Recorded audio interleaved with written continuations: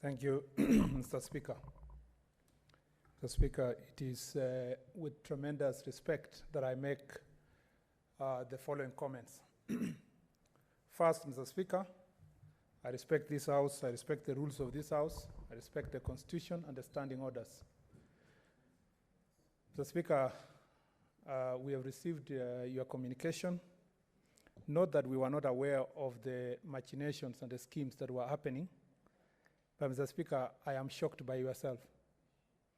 This morning, I came to your office with a Senate Majority Whip, and we served you with an order that was procured after an application where the Majority Whip was part of the application.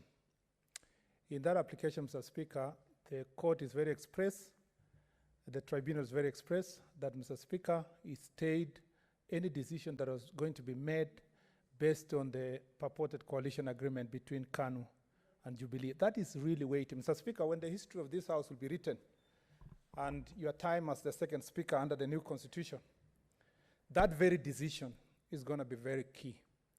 Number two, Mr. Speaker, I stand here knowing for sure that if you have 20 members, and the court has ruled that 3 of them from KANU cannot participate in the elections, Mr. Speaker, meaning you would only remain with 18 members of Jubilee, 17 members of the Jubilee side, which together with PDR we form 35, meaning that the majority of the remaining members were against the decision. If you go further, Mr. Speaker, when you ruled on the case of Orengo replacing, Senator Orengo replacing Senator Wetangula, you made it clear about the form of the communication. So the communication can only come, and the standing orders is expressed, standing order 19. It can only come from the whip if it is in the removal of majority leader, and the majority leader if it is coming from the removal of the whip, anticipating that there would be no situation where you remove both of them at the same time. Mr. Speaker, these are very important positions. It's not about my position. And if, Mr. Speaker, you have made your determination, you have been pushed to a corner to make that decision. Mr. Speaker, I'd like to say this. Order, Senator. Mr. Speaker, what's your point of order? Mr. Speaker, I am the one who is affected by this decision. So if my colleagues can give me that small moment of respect, because, Mr. Speaker, they will have the rest of the 2.5 years to celebrate this decision. But also you should note what you say. When you say I was pushed to a corner. If, Mr. Speaker, I am not saying you are pushed by anybody. I've just said if the evidence before you pushed you or whatever pushed you to a corner and you've made a decision, and a decision that is not reasoned, it is not giving the reasons, doesn't take us the names, it doesn't tell us what you do with the tribunal decision that came before you. You are saying you will give a reasoned now decision later. Allow me then to say this, Mr. Speaker. When I was a student leader at the university, one of the things I went through was a training on leadership. And I remember only one very important aspect of leadership, that the moment you take a position, whether it is the speaker, the majority leader, or even as a senator, the moment you take that position, always prepare yourself for the day you leave that position.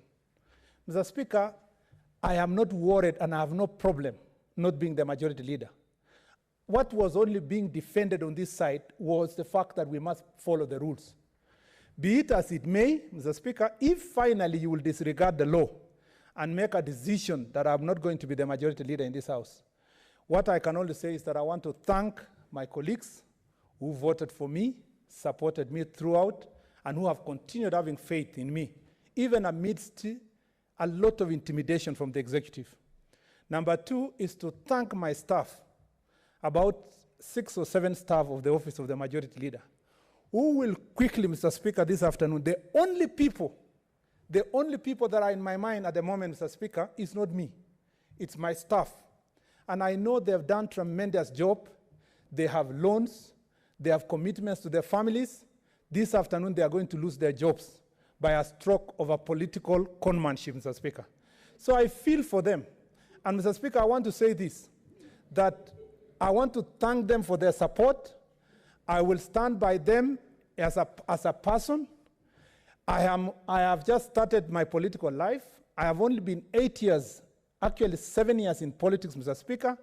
I believe this is just but the morning of our political careers. There will be a brighter future.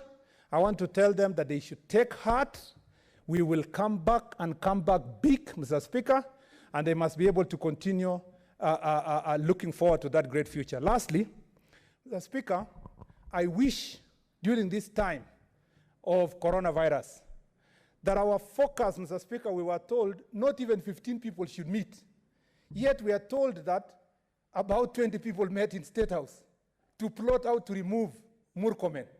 Mr. Speaker, if the only agenda for our party, Jubilee, has been wrangles from 2018 up to now, not focusing on delivery of services, if the greatest achievement of the President of Kenya is to demonstrate to the people of this country that I have removed my majority leader, I'm a big man. Mr. Speaker, the President is already a big man. I am just but a son of a squatter, born and brought up in Embobut. To be a subject of his discussion over and over again, I want to say, Mr. President, now therefore deliver for the people of Kenya. Murkomen is out of the way. If I was your stumbling block, deliver for the people of Kenya. Allow all the bills that, Mr. Speaker, has been signed unconstitutionally, and which, Mr. Speaker, this House went to court to challenge, allow those bills to come to Senate. Mr. Speaker, I want to tell the President, stop lying to the Senate. You told us you will give us oversight fund. Bring the oversight fund to the Senate if Murkomen was the stumbling block. It is only, Mr. Speaker, if I was the only reason, Mr. Speaker, that Senate was not being protected, I want to say, Mr. Speaker, that it is time. Mr. Speaker, it is time. There's a point of order. I want to conclude, Mr. Speaker. There's a point of order. Order, Senator Murkomen. Please. Yes. What's your point of order? Then you conclude, Senator Murkomen. Mr. Speaker, what's your point? I was on a point of order, Mr. Speaker. So if order? No. I stood on a point of order. No, I thought. Okay. Mr. Speaker, again, we are guided by rules of this House. Is it in order for Senator Kipchumba Murkomen to impute on the conduct, conmanship on the conduct of the President of the Republic of Kenya? I never said it. If he wishes to accuse the President, then it is time for him to make a substantive motion to that effect. Is it in order for him to discuss the President and his conduct? Yes, Mr. Speaker, I have not discussed the conduct of the President. I know the rules of this House. The President promised this House oversight fund. Mr. Speaker, 2.5 years down the line, he has not delivered. The President promised that in this House, Mr. Speaker, the signatures, Mr. Speaker, of his bills, Mr. Speaker, must come to both houses. What's your he point has of not order, delivered. Senator Mr. Speaker, the respect of this House can be more achieved if I pave way for that respect to be achieved. There's a point of order. Mr. Speaker, at the end of the day, whatever our passions, whatever our anger, the rules of this House must be observed. I heard Senator Murkomen state unequivocally that the President should stop lying to the nation and he should now deliver the things he itemized. Mr. Speaker, is it in order for him to run away from his statement and try to persuade us that he didn't make those statements? Mr. Speaker, I urge you that if he cannot withdraw the statement now, we look at the proceedings of the House in the afternoon or tomorrow, and he should accordingly withdraw and apologize.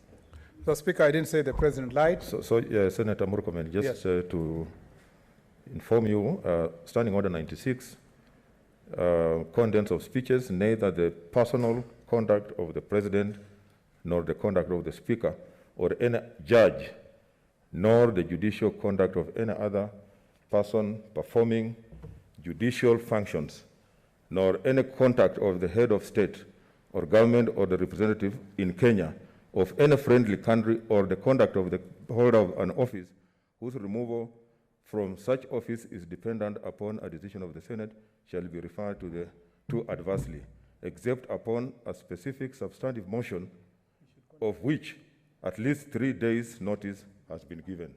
So I think Thank you, Mr. observe Speaker. that. I am aware of the standing order. I am very clear in my debate. I am within the debating rules. I just want to conclude by saying this, that I hope, Mr. Speaker, by removing me and Senator Susan Kika, and procedurally and illegally and unconstitutionally, it will improve the relationship between this House and the National Assembly. It will also improve, Mr. Speaker, the executive promises to this House. Then I hope, Mr. Speaker, the President will not sign any other bill that, Mr. Speaker, concerns counties that doesn't come through this House. Mr. Speaker, I will remain focused on the rule of law, on the things that affect Kenyans, on defending the people of Elgeyo Marakwet, whom I am so grateful that they elected a son of a squatter to come to this House. And Mr. Speaker, to my adversaries, I want to tell them you can celebrate, you can cheer, you can be happy. I will be coming back, and coming back big.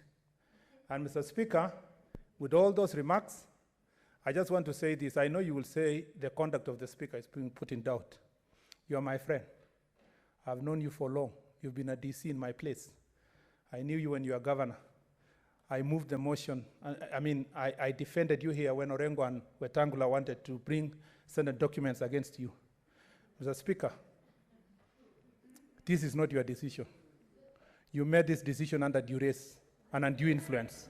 And I'm sorry you had to do it.